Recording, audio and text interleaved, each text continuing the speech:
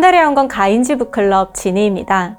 이번에 함께 볼 책은 무엇이 성과를 이끄는가입니다. 미국 로체스터대 교수인 에드워드 대시는 1960년대 말 블록 퍼즐로 실험을 했습니다. 한쪽 그룹에는 퍼즐을 풀 때마다 1달러를 주고 다른 한쪽은 아무런 보상도 하지 않았습니다. 과연 어느 그룹의 성과가 좋았을까요?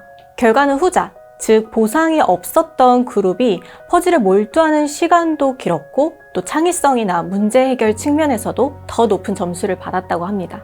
반면 돈을 받은 그룹 학생들은 처음에는 퍼즐이 열심히 했지만 이 보상이 없어지자마자 이는 흥미를 잃어버리고 퍼즐을 하는 시간도 짧아졌습니다. 이 돈이라는 외부 보상보다 조건 없이 퍼즐 자체의 즐거움에서 유발된 동기가 더 뛰어난 성과로 이어진 실험이었습니다. 이번에는 조금 더 과거로 가보겠습니다. 영국이 인도를 식민 지배했었던 때의 이야기인데요. 이 영국의 지배를 받고 있었던 인도에서 흥미로운 사건이 발생했습니다. 이 사건의 주범은 길거리에 등장하는 코브라입니다. 영국 정부는 이 코브라 때문에 골치가 아팠고 코브라를 잡아 정부에 제출하면 이 포상금을 부여하는 정책을 펼쳤습니다. 얼마 지나지 않아 이 코브라의 수는 줄어드는 듯 했으나 다시 증가했습니다. 심지어 이 길거리에 보이는 코브라 수보다 이 신고해서 잡아온 코브라 수가 더 많아지는 현상이 발생했습니다. 원인을 살펴보니 인도 사람들이 이 포상금을 노리고 별도의 코브라 농장을 운영하면서 이 코브라를 잡아 정부에 신고한 것입니다. 결국 영국 정부는 코브라 포상금 제도를 폐지합니다. 학자들은 이 사건을 두고 코브라 효과라고 합니다. 조직에서 어떤 원하는 결과를 얻기 위해 보상을 설계할 때 오히려 역효과가 나는 것인데 이 많은 기업들은 원하는 결과를 얻기 위해 보상을 설계하지만 정반대의 결과를 종종 직면하곤 합니다. 특별히 이 무엇이 성과를 이끄는가 이 책의 핵심은 전 세계적으로 유명한 기업들은 이 행복한 조직 문화와 탁월성을 가졌는데 그 기업들의 공통점이 바로 총동기 지수가 높다는 것입니다. 우리는 흔히 문화가 중요합니다. 가치가 중요하죠 라고 말하는데 실제로 연구하고 측정해 보니 이 문화와 가치가 성과에 관련이 있었다는 것입니다.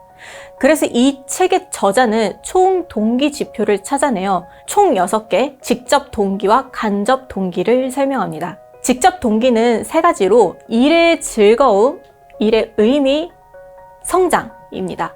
이 즐거움은 조직 내에서 문화 행사를 많이 하거나 복지를 높이는 이런 것들이 아니라 일 자체의 즐거움을 의미합니다. 일의 의미와 보람은 일 자체가 자신과 고객에게 어떤 의미가 있는지를 말합니다. 성장은 내가 하고 있는 일이 이 경력이나 미래 모습에 어떤 의미가 있고 또 어떤 성장의 단계에 배움이 있는지 알게 하는 것입니다. 반면 간접 동기는 정서적 압박감, 그리고 경제적 압박감, 타성 3가지입니다. 정서적 압박감은 상사의 눈치, 회사의 강압적인 조직 문화, 상명하복적인 감시 시스템 등 직원들의 정서적인 불안감이 일어날 때 작용합니다. 경제적 압박감은 자신이 성과를 내지 않았을 때 혹시나 급여가 줄거나 해고를 당할 것 같은 불안감 등이 있고, 타성은 이전부터 계속 해왔던 일이라고 생각하며 매너리즘에 빠지는 것입니다. 총 동기가 성과에 어떠한 영향을 미치는지 이해하기 위해서는 전술적 성과와 전략적 성과를 이해해야 합니다. 전술적 성과는 이 계획을 잘 수행하는 능력, 전략에서 비롯되는 능력, 생산성, 효율성, 통제로 성과를 나타내는 것으로 한마디로 계획한 것에 대해 얼마나 잘 결과를 내었는가 의미합니다. 쉽게 설명하면 이런 전술적인 목표들은 고객의 만족도를 75%에서 80%까지 높여라입니다.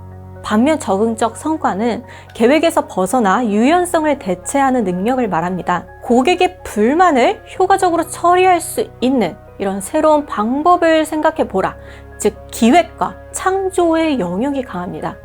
일반적으로 기업은 전술적 목표를 가지고 일을 진행하지만 이 경영자는 직원들이 이 적응적 성과를 충분히 발휘할 수 있도록 환경을 조성해 주어야 하고, 또 훌륭한 조직 문화는 이런 전술적인 성과와 적응적 성과가 균형을 이룬다고 저자는 언급합니다.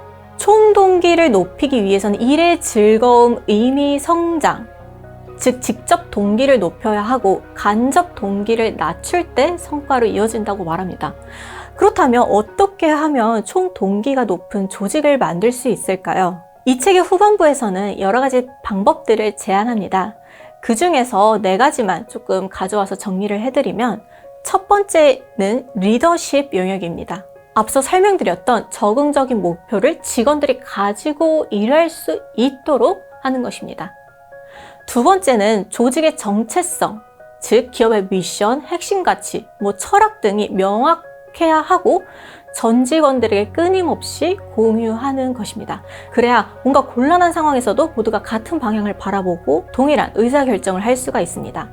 지금은 유명한 배달의 민족에서 아마 송파구에서 더 잘 일하는 13가지 방법 이런 것들이 있죠. 이처럼 방향이 명확해야 일하는 방식 또 선택 이런 것들이 규율 속에서 더욱더 직원들이 자유롭게 느낄 수 있는 것입니다. 세 번째는 생존을 두고 직원들끼리 서로 싸우는 것이 아니라 직원 한 사람 한 사람이 다양한 개인의 경력 사다리를 오를 수 있도록 설계하는 것입니다. 이런 경쟁이나 토너먼트식 포상이 클수록 압박과 간접 동기가 높아져서 앞서 설명드렸던 이 코브라 농장의 모습이 기업의 일상이 됩니다. 능력과 학습이 가장 우선시되어 개인에 따른 차별화된 보상 제도를 제공해야 된다고 말합니다. 하지만 이 리더가 5명 이상을 개인적으로 관리하기는 사실 쉽지가 않습니다. 그래서 이 책에서는 맥시멈 빌리지 인원을 넘기기 전에 공동체를 형성하여 결속력을 높이고 이런 공동체 의식을 확립하라고 말합니다. 그리고 이 피라미드형 전통 조직이 아니라 지식 조직이 될 수 있도록 좀 더 우리가 프로젝트성으로 일하도록 나아가라고 제안을 합니다.